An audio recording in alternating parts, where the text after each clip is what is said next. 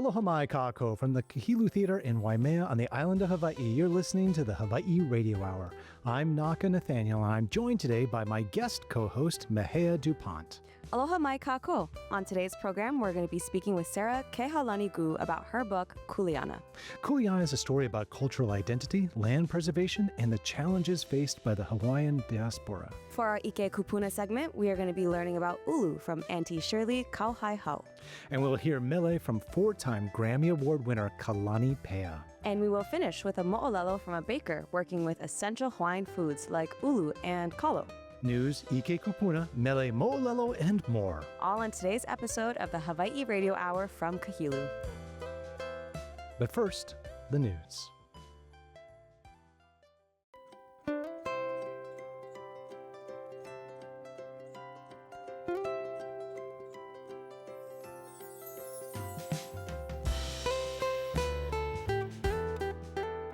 Aloha from Nani Waimea. I'm Naka Nathaniel. I'm here with my co-host, Mehea DuPont. We are so glad to have you listening to us today. We hope it has been a great weekend. We know a lot of you are listening in your cars as you cruise around. Earlier this summer, I was talking about how my 16-year-old was starting to drive. Well, he just did two of the most interesting roads around Waimea. The Waikiki Ranch Road, the Old Saddle roller coaster, and then he also decided to go down the Kauai High Road with all its twists and turns. Now, Mehea, you learned how to drive around here. Do you remember going down those roads for the first time behind the steering wheel? I do remember going down those roads, but I think I avoided them at all costs when I was first learning how to drive. I was a scared driver, and I was also very happy that in Waimea for our driving test, you don't have to parallel park. But yeah, I learned how to drive on Mono Road, and unlike Saddle Road, it is just a straightaway for the most part. So pretty easy. So steering is something that's awfully complicated, right? Besides the twists and the turns. And this is one of the things that we've discovered is that steering and throwing the shaka is very, very difficult for a new driver. But throwing the shaka is so important here in Waimea. I agree with that. And I think there's a science to it, at least in my point of view. There's a science to the shaka. All right. Different heights of shaka call for different hand placements. Okay. So, if you're high up, that's palm down. If you're going low, palm up. Middle, loose. What if you're doing 10 and 2? What should you do? If you're doing 10 and 2, like a good driver, you could just like flick your hand, like your fingers up off the wheel and like a little loose shaka moment. Right. I've been testing out the finger and the thumb just while I'm holding the wheel and then seeing how that goes. Just like flash the fingers. Just flash the thumb and the pinky and then. But you gotta steer first. Yeah, both hands on the wheels, especially if you're still there. Actually, everyone should have their hands on the wheel at all times. That's right. Well, throwing the shaka and steering is so important, just like in New York, where you got to learn how to use your horn when you're learning how to drive.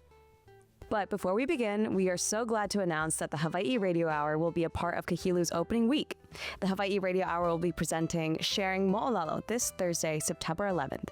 Sharing Mo'olelo is when we showcase stories from our community, and one of our storytellers is local chef Ipi Iona. Ticket sales for the show on September 11th help keep the Hawaii Radio Hour at Kahilu on the air. You can get tickets at kahilu.org. So come out on September 11th to hear your friends and neighbors share their stories of our island home. Again, for tickets, go to kahilu.org. Mahalo for listening to the Hawaii Radio Hour. We will be back after this quick message.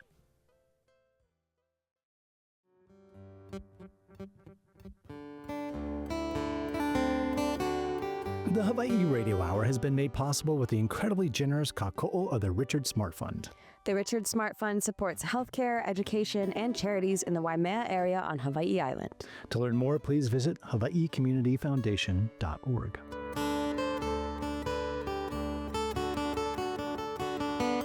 Over the summer, Sarah Kehaulani Goo published Kuleana, a memoir about her ohana's struggle to hold on to ancestral lands on Maui. Sarah is a native Hawaiian journalist who is now working for the Washington Post. Sarah and I sat down in front of a live audience at Nemea in Kaka'ako last month to discuss Kuleana. Journalists are explorers and they are explainers, right? I want you to explain the journey of this book. It did not start out as a memoir, right? That's right, yes. I think I knew at a very young age I wanted to write a story about Hawaii, and the reason was that I did not think that there was a story about Hawaii that reflected this Hawaii I knew. In other words, the narratives that were out there to me felt very superficial. They felt very one note. They felt that they were not created by the people who lived here. And that's because they weren't. Yeah. They felt like they were created for people who were visiting, because they were. And there was this huge disconnect. And there were beautiful stories there that I felt weren't getting told, and what reflected in the experiences that I felt that, you know, should be known. And why weren't they known? And as a kid growing up, I thought, why is it that I'm learning about all the histories of people from all over the world, but I'm not learning about the history of the people that I'm from? And that to me felt wrong, actually. And I felt that I wanted to know the answers to that, you know, to my own questions. I wanted to read about this myself. And then when I was visiting my own family's lands in Hana, Maui, I was exposed to my own family's stories that were really captivating and mysterious. Our family had, you know, a connection, a deep history with what I later learned was the biggest heiau in all of Hawaii, the Piʻilani heiau. And so just understanding that place and its mysteries and its stories that were yet unknown and fully told were the kind of beginnings of that. So I actually started out thinking that I would write a story about the mysteries of this heiau, which took me into dark, you know, very deep corners of understanding anthropology and moʻolelo about the heiau. But then I realized, like, well, that's not actually a character. Yeah. Well, it could be a character, but anyway, maybe it wasn't enough for a book. And, you know, Long Journey later ended up being more of a memoir about me, because I think it ended up, you know, I had to put myself in it, even though journalists don't like to put themselves in the book. Yeah. But that ended up Where did that come being from? Long Journey. The part that it became a memoir. Where did that? What was the moment? Was there something you were like, I got to do this? You know, I don't want to do this, but Yes. I got to do this. Well, I think in 2019, our property, my grandmother had passed, but her she had left behind ancestral land to my father and his 7 siblings. It's about 10 acres in Hana, Maui, and we got a property tax bill in 2019 on that property that went up more than 500%.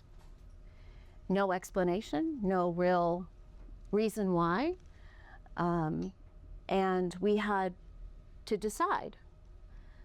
We could pay for it the first year, but suddenly we had to act and decide, do we fight that collectively, or do we face the prospect of having to sell that land like a lot of other Native Hawaiian families have had to do? The decision was easy, but the means to do it was not. And so even though we don't live in Hawaii, I don't, we had to figure out, how do we all figure this out? And it wasn't just for now, right? But it was my dad and his 7 brothers and sisters, and it's really a multi-generational conversation, because quickly you think about all the children and grandchildren, and then we have to have a plan for what comes next. So I know that, we all know that when you talk about inheritance and land and anything that involves money, that is often what tears families apart. And here we were trying to actually figure out, how do we keep this together? How do we make a plan together to preserve this? And it was really why I named this book Kuleana, because that is what it's about, preserving our responsibility, what do we owe those who come before us, and what do we owe those who come after? Yeah.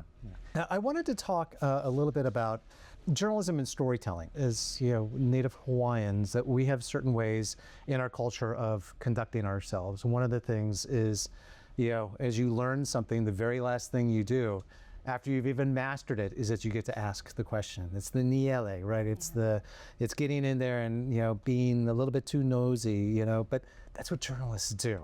We have one tool. We really only have one tool, and it's questions. It's question ask.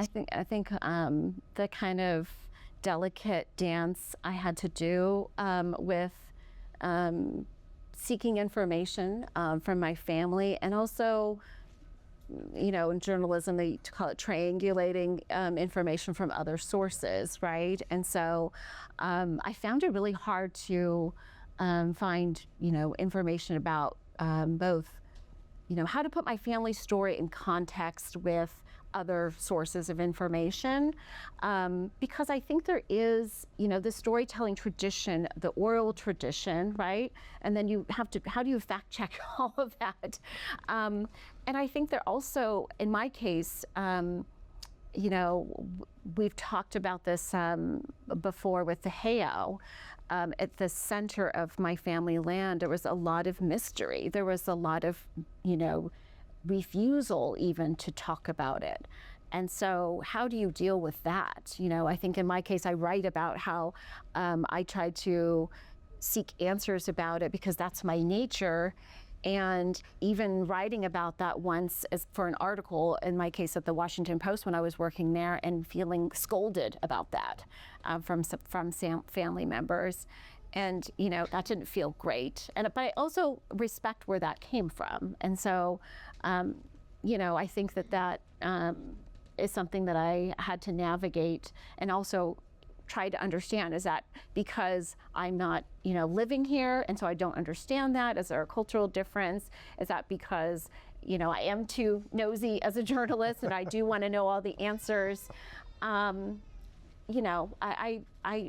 think that I had to work through a lot of that, and work through some of that discomfort, because as what we do as journalists, we are asking people some uncomfortable questions at some of the most inappropriate times sometimes.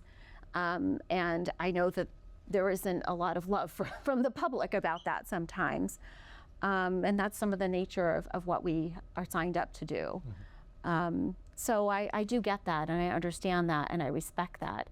But I also tried to put this book together in a respectful way. I tried to reach out to as many people in my family as I could, to get as many perspectives as I could. I was always open about it. And this book took a long time. I worked on this book for over 15 years. And so I was always really clear about what my intentions were and what I was seeking to do. Like I said, I wasn't always clear about what it would end up being, but I was always open about my process and what I learned along the way with my family members. So there was no secret about it all the time. And so I think that's, I think when you read it, it's really clear. I tried to be as brutally honest about who I am and what the story is I'm trying to tell. So I think that's as best as I could do, I thought you did a very conscientious job. Again, I'm not a member of the Kahanu family, so I can't necessarily say. I think with a book, especially a memoir, with this book, I felt like I only have one shot to do it, and I want to do it right. And one of the things that you've been dealing with, on this voyage, have been people that have been asking you the question, is it okay if I visit Hawaii? I have a home there, is it okay that, I have a second home in Hawaii? Or, is it okay that I bought some of your family's land? Yes. I did get, well, someone didn't ask that. I said I did, and I think it's okay. Okay. Yeah. Just curious about how you're handling, those kinds of questions. It's good that they're asking those questions, because it's an opening, right? that's the beginning of what this book is supposed to do, right?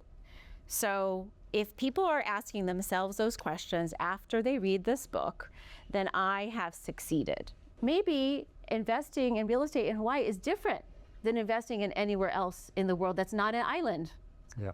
right? And my answer to that was, well, how are you invested in that place besides just paying your taxes?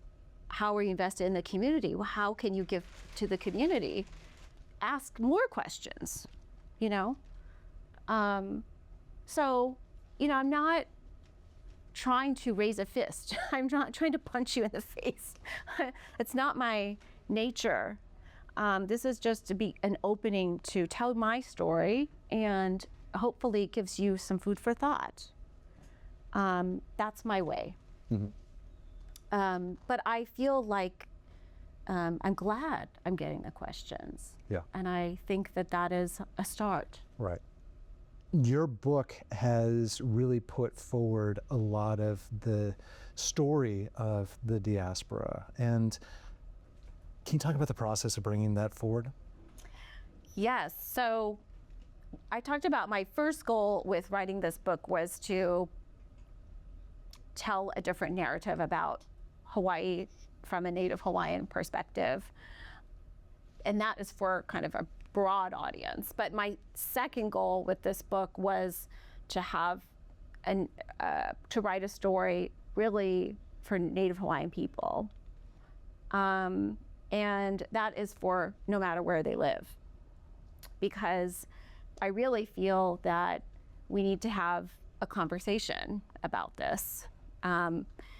Uncomfortable topic, perhaps, because if majority of Native Hawaiians live outside of the United States, then we need to talk about our community as such.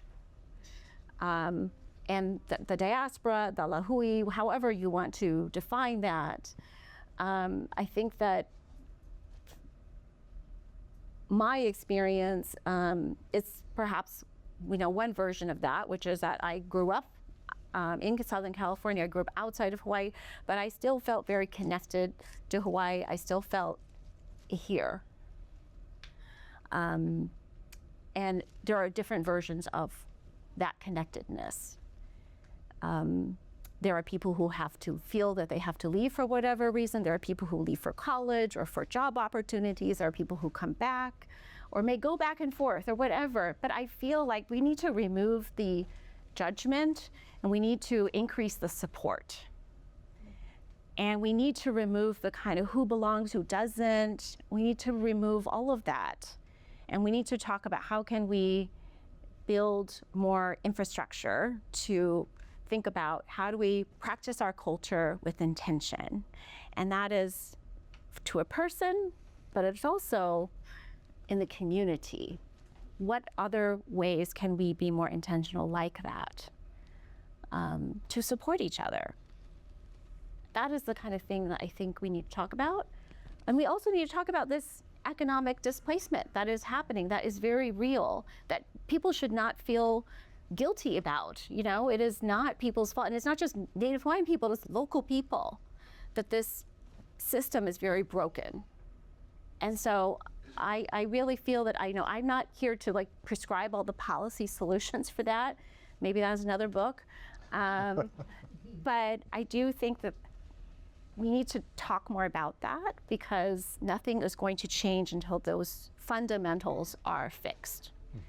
And so I want to raise awareness about that, and I do think that both for folks living here, you're all very aware of that, but I don't know that the wider world is. And for all these people coming here, visiting, staying in the hotel, they need to be aware of that because they're impacting it. I guess I would say one important thing that doesn't probably need to be said, but I will say it anyway, which is you're Hawaiian enough. You are Hawaiian enough.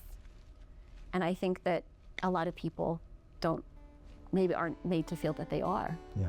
Thank you for speaking for the 500,000.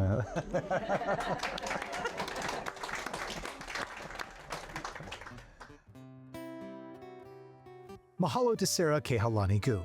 You can find Kuleana everywhere, and Sarah will be speaking at the Hawaiian Council Conference in Washington State next month.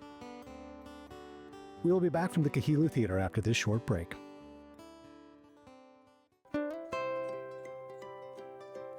Welcome back to Hawaii Radio Hour here at Kahilu Theater.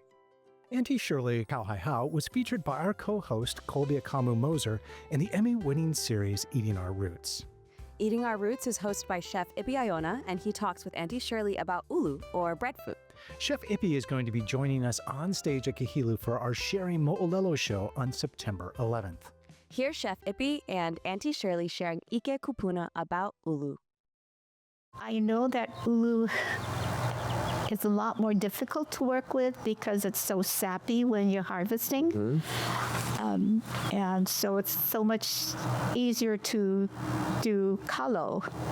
But then when it's in season, there's a number of ways that it can be used. You can do poi, you can eat it aipa'a, which is without adding anything to it, just fresh out of the peel and enjoy it. My favorite way to do it. Yeah, that is nothing better. I mean, the texture, the flavor, it's amazing. Or mashed, and then you can do things like patties and just smother it with whatever, sugar or coconut milk. Yeah. Well, now you're talking my language. Yes.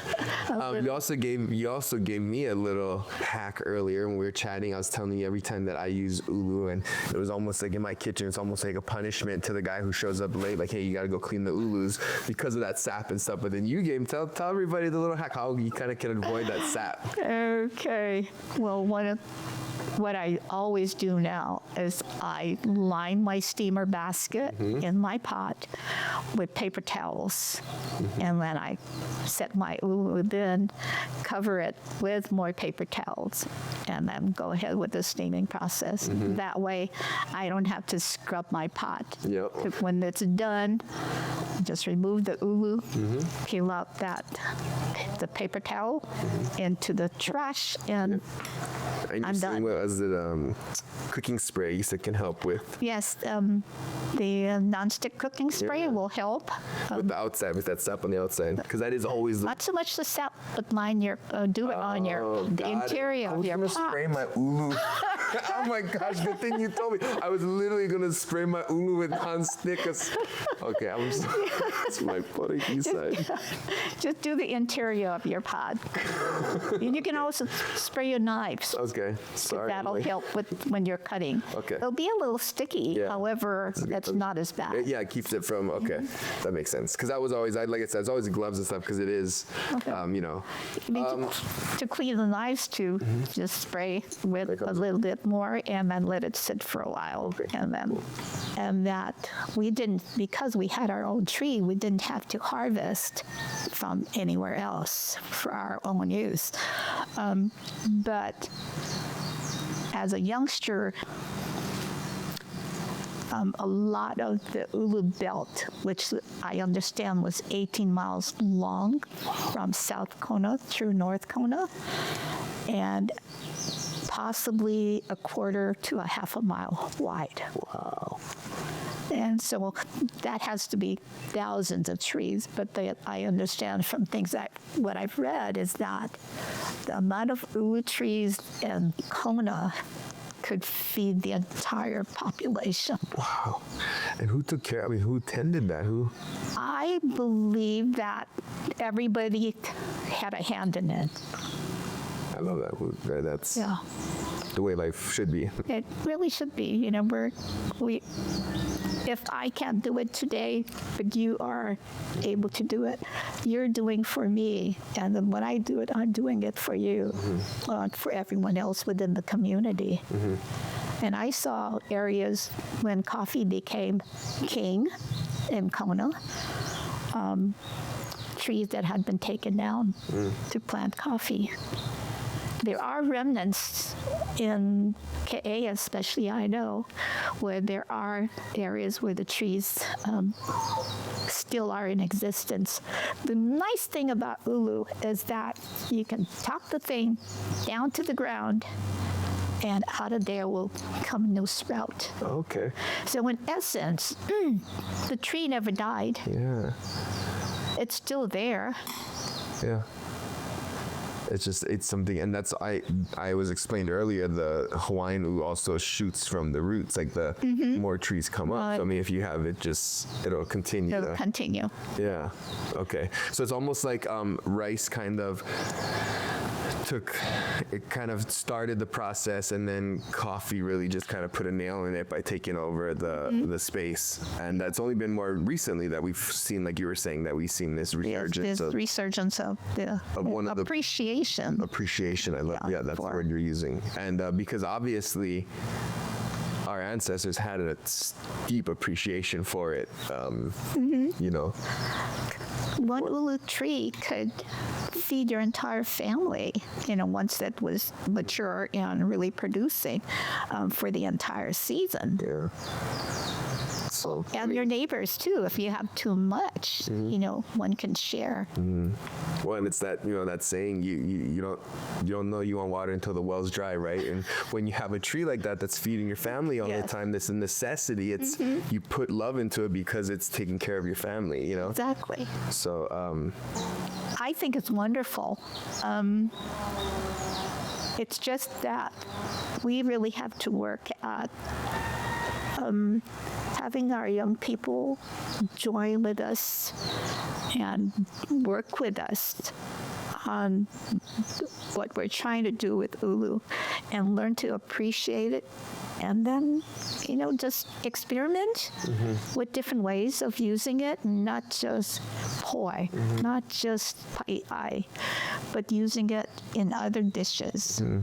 I love that you're saying that, because there's so many people that they're so strong in their belief of tradition, like no, this is the way it is. And I feel like when you have one generation telling another generation, experiment with it, like have fun with it, make it yours. I think that could make a difference. Oh yeah. So it's interesting that this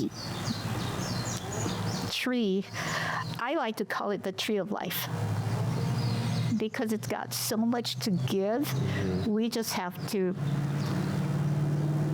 learn from experience just how to use it in the many different ways, just not the traditional, but life is changing. Yes, and we've got other cultures that are part of Hawaii now.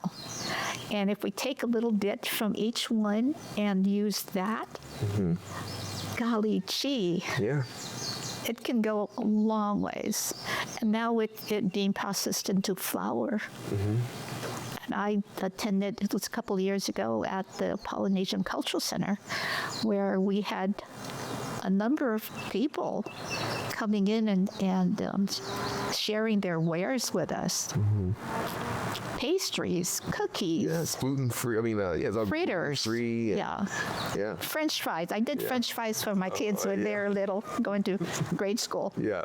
We were talking about some with leaving the skin on, because I learned, that I was learning that you can leave the skin on when you fry the ʻulu. Oh, yeah. And, making French fries, skin on ʻulu fries. Yeah.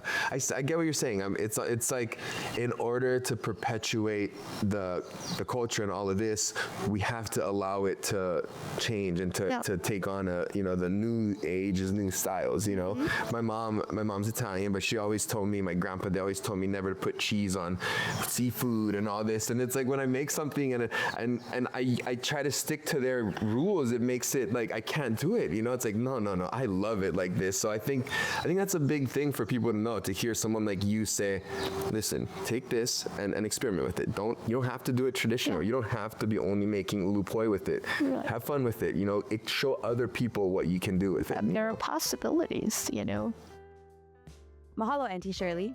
You can watch Eating Our Roots on Saturdays at 8 p.m. on K5 and HawaiiNewsNow.com starting on October 4th. The Hawaii Radio Hour is supported by the Abigail Kawananakoa Foundation. The Abigail Kawananakoa Foundation is dedicated to preserving traditional Hawaiian culture while empowering Hawaiian people. The foundation is the residual beneficiary of the Princess's Trust and is her lasting legacy and her ultimate gift to her people.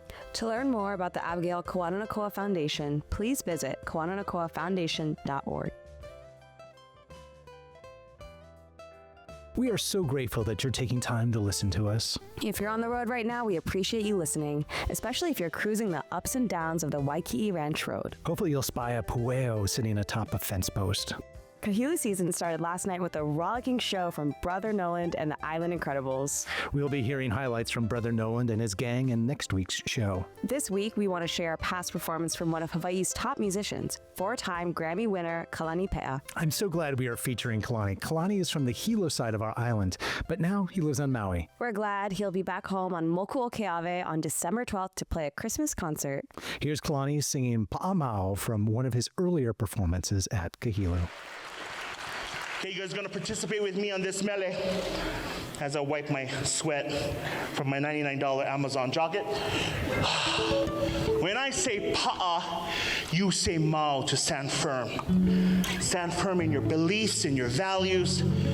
Be authentic, be a good person. Be a good person. This pandemic, we get to see the true colors of many people, yeah? Just be a good person. So when I say pa'a, you say mau. Pa'a? That's what again? You gotta be louder than that. Firm, big island, pele, soil. Anyway, Starbucks closed at 2 o'clock today. Yeah, like, I try to get Starbucks. No coffee shop, no more coffee. Why mere people don't like to tweak after 2 o'clock? Sleep early, yeah. In the cold, yeah. In the fireplace, yeah. I'm just joking, this is a PG-13 event, sorry. I love Waimea. My dad's oldest brother, Una Peʻa, had homestead here. And I have cousins that lived here, and we always used to come up during this time. Always looked forward to putting on sweaters and just loved Waimea. And so, okay, going back to the mele. Pa'a means stand firm. It's an original song composed by my kumu. So you guys have to participate for my first live in-person concert on the Big Island. Okay, moku o keawe. When I say pa'a, you say mau. Pa'a. Yeah. Just like pele, just like the eruption, yes. Ai kamomo ke na ke pahoi hoi ke hano. Pa'a. Pa'a. Louder. Pa'a. Man, that corner was giving it. Give them. One more time. Pa'a. Which means to stand firm. Mahalo nui. Ladies and gentlemen, please welcome the beautiful Halau Kawehile Mamawi Kawekio Kohala to the stage. Please give a round of applause for them.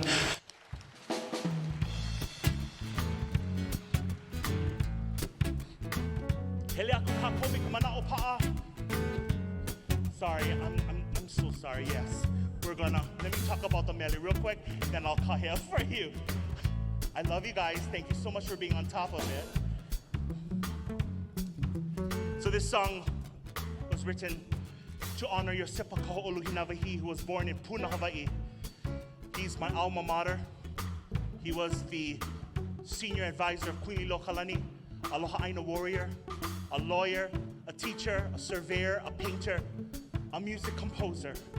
And he says to all of us, and this is perfect for the pandemic, Helea kuau me ka mana'o pa'a, I must go forth with being firm, with being steadfast in my belief, and being authentic, being real and good to people.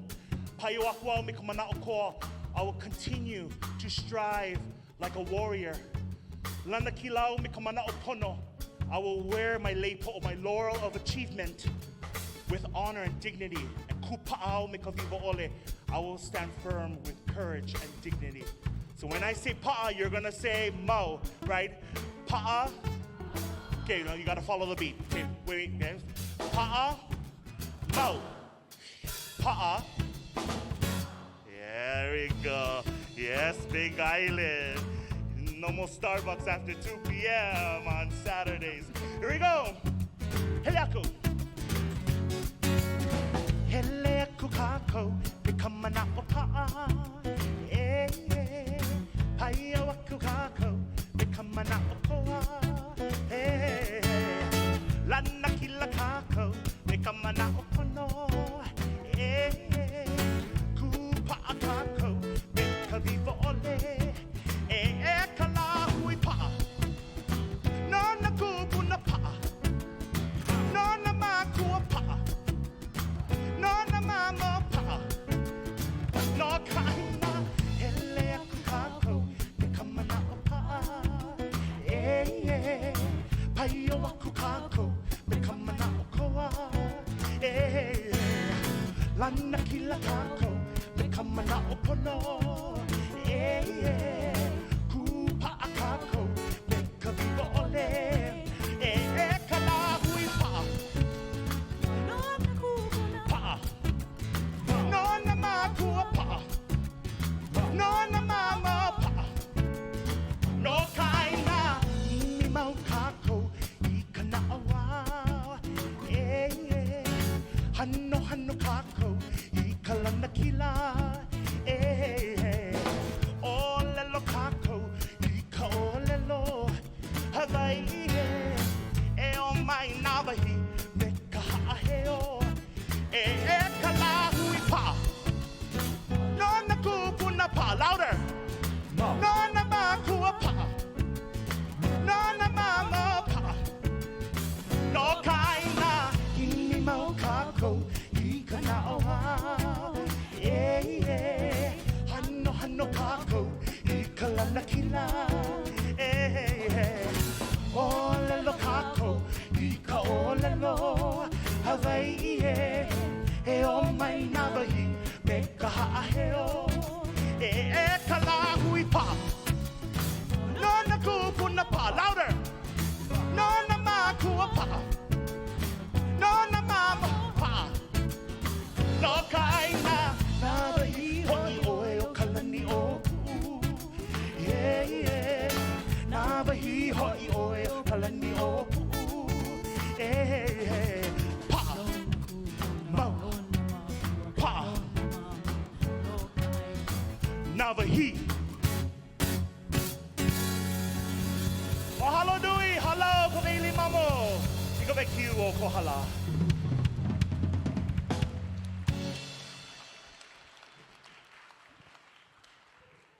Can you give it up for all the hula dancers in the Kumula, please? We're excited that Kalani is coming back this season. If you'd like to watch Kalani's past performances on stage at Kahilu, head over to kahilu.tv. And you can buy tickets for his show on December 12th at kahilu.org. We'll be back with a story, a moʻolelo, about innovation and baking? Yum. Support for the ʻike kūpuna and moʻolelo portions of the Hawaii Radio Hour comes from Kate Bell and Tom Blackburn of Deviants from the Norm. Without deviation from the norm, progress is not possible.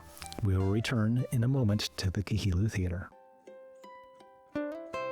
Aloha. Welcome back to Kahilu Theater and the Hawaii Radio Hour. A couple weeks ago, new rules went into effect for small-scale producers of products like baked goods, jams, and pickles, foods that don't require refrigeration or other temperature-dependent situations. These rules really do help out mom-and-pop operations that sell their goods to stores or to sell online to be shipped. One of those small homemade producers was Betsy Tranquilli. She's a cottage baker here in Waimea. She shared her moʻolelo about her baking journey, which started in New England. So here's Betsy Tranquilli on stage at Kahilu in front of a live audience. The itinerary listed Elmore Mountain Bread as the tour's next stop. I've been to Vermont enough times to know that most community gathering spots, all the stores, restaurants, and such, are typically located at the base of mountains. So as our tour bus made its way further and further up the winding road and stopped at a house tucked back in the woods, I could already tell Elmore Mountain Bread was not your typical bakery. I signed up for this field trip hosted by the Bread Bakers Guild of America simply because it was happening at the same time I was in New England visiting family. I saw a bread field trip in Vermont, and being a bread baker, I said, I'm in.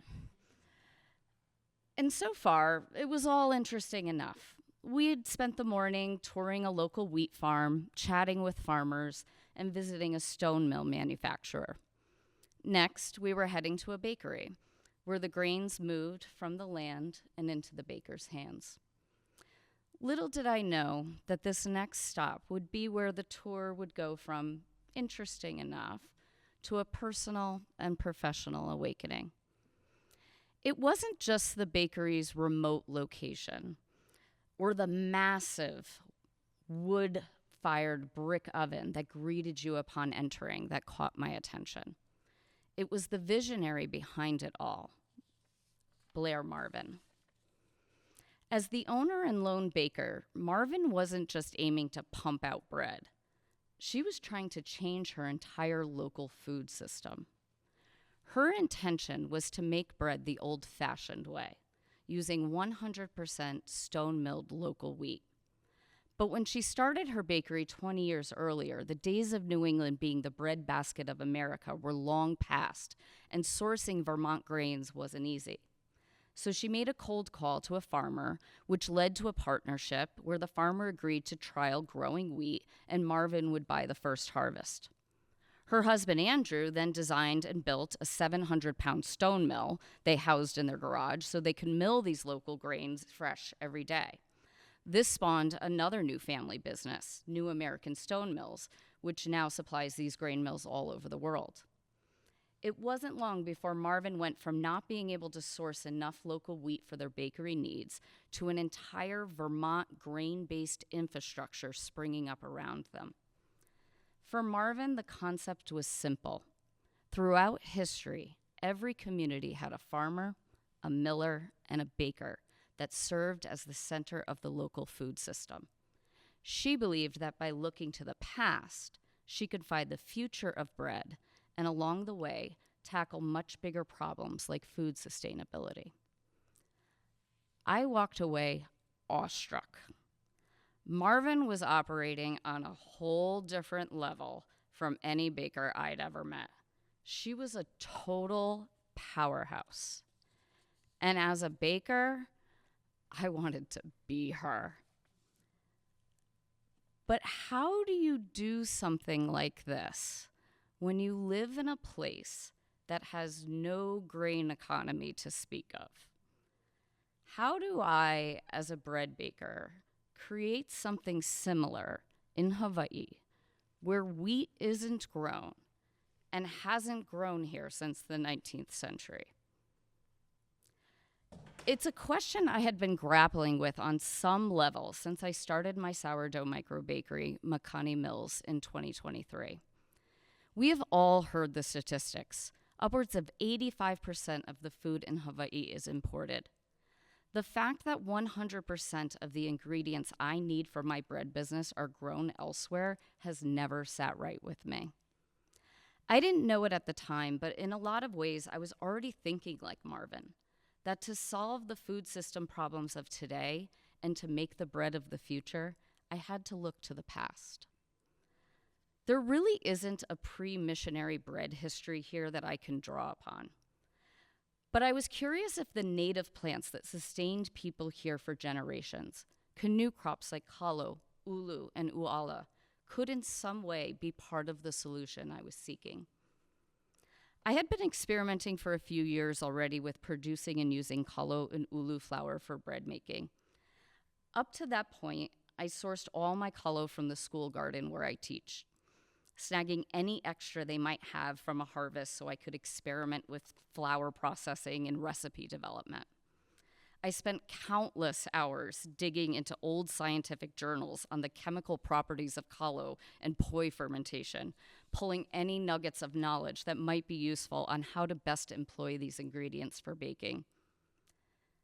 But after meeting Marvin and seeing Vermont's grain chain in action, I knew if I wanted to have a greater impact, if I truly wanted to be part of a solution to our complicated and multifaceted problem of food sustainability, I not only had to think bigger, but act bigger.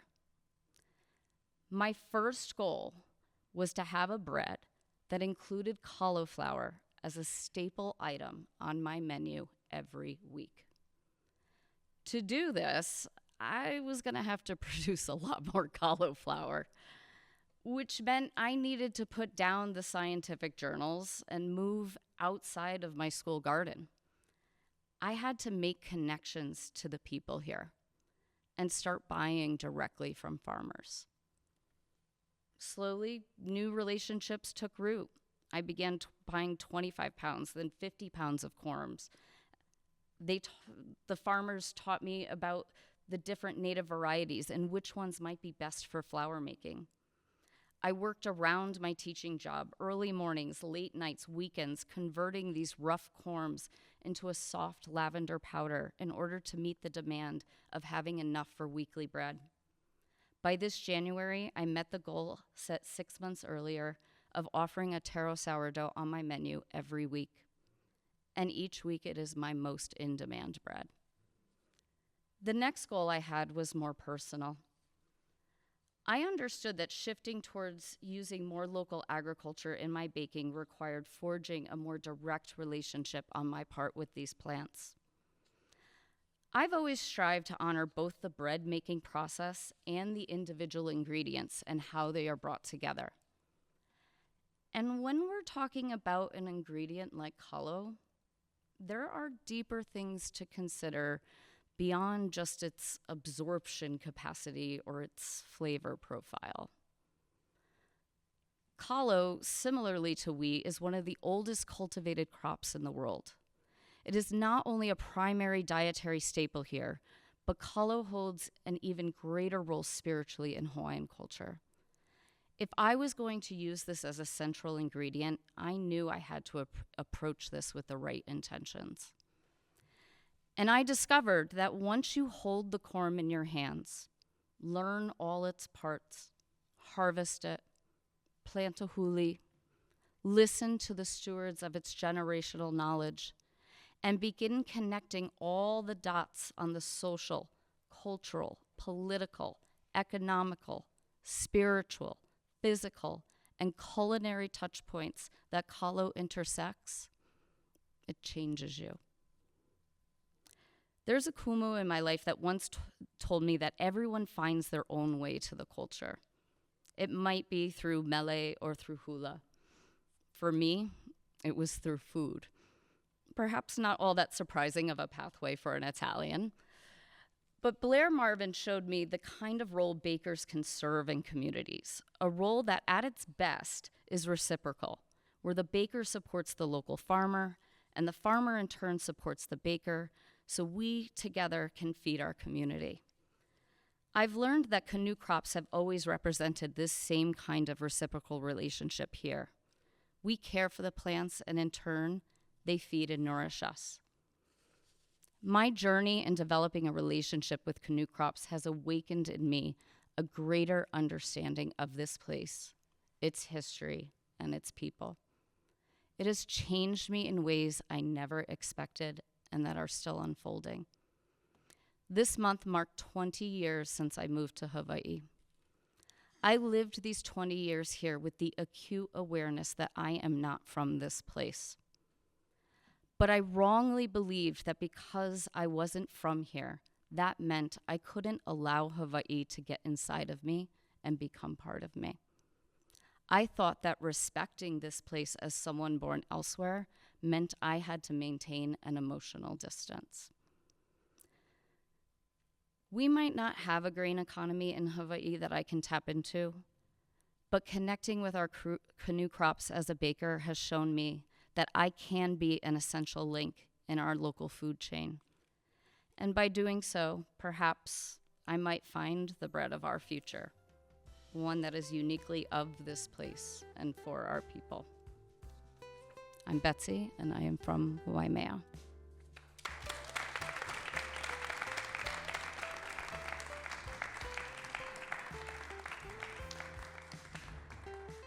Mahalo for sharing your moʻolelo with us, Betsy. Betsy's baking can be found by searching for Makani Mills online. We are excited to share the news that we will hear more stories from our island home, recorded on the stage in front of a live audience on September 11th. For tickets, please visit kahilu.org. We will be on stage at 7 p.m. sharing stories from our island home. For more details and tickets, please visit kahilu.org.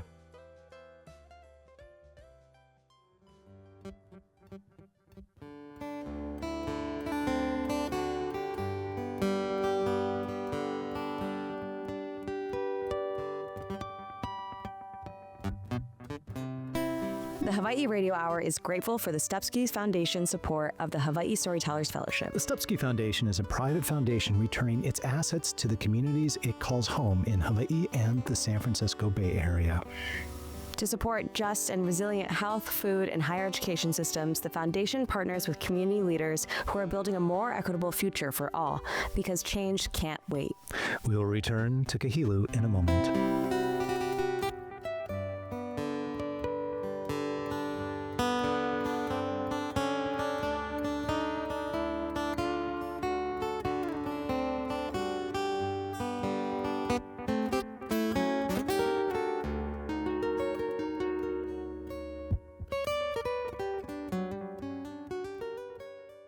Be sure to follow us on social media at Hawaii Radio Hour. Look for us on Instagram and YouTube. There you can find videos of our storytellers up on stage and all of our past episodes. If you'd like to re-listen to the show, you can also find us by searching for the Hawaii Radio Hour on Spotify and other podcast outlets.